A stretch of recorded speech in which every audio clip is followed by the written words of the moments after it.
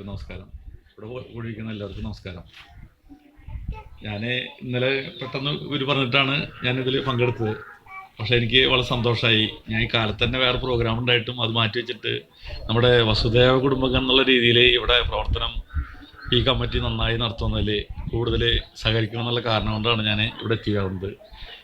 എന്നെ പഠിപ്പിച്ച ടീച്ചറും അതുപോലെ തന്നെ എന്നോട് പഠിച്ച ആളുകളും അതുപോലെ തന്നെ ഇവിടെ ഭഗവാന്റെ ഭക്തിയിൽ ലയിച്ച് വന്നിരിക്കുന്ന എല്ലാവരും വളരെ സന്തോഷമുള്ള കാര്യമാണ്. ശരിക്ക് നമുക്ക് ഈ ക്ഷേത്രം മാതൃകാ ക്ഷേത്രമായിട്ട് മാറ്റിയെടുക്കാൻ വേണ്ടിയിട്ടാണ് ഇപ്പോൾ കമ്മിറ്റി ശ്രമിച്ചുകൊണ്ടിരിക്കുന്നത്.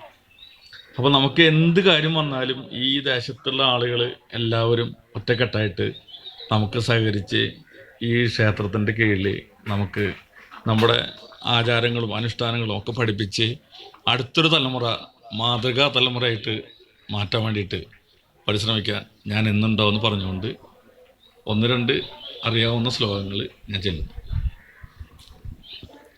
ഗജാനനം ഭൂതഗണാതിസേവിതം ജപിത്തകമ്പുഫലസാരഭക്ഷിതം ഉമാസുതം ശോകവിനാശകാരണം നമാമി വിഘ്നേശ്വരപാദപങ്കജം.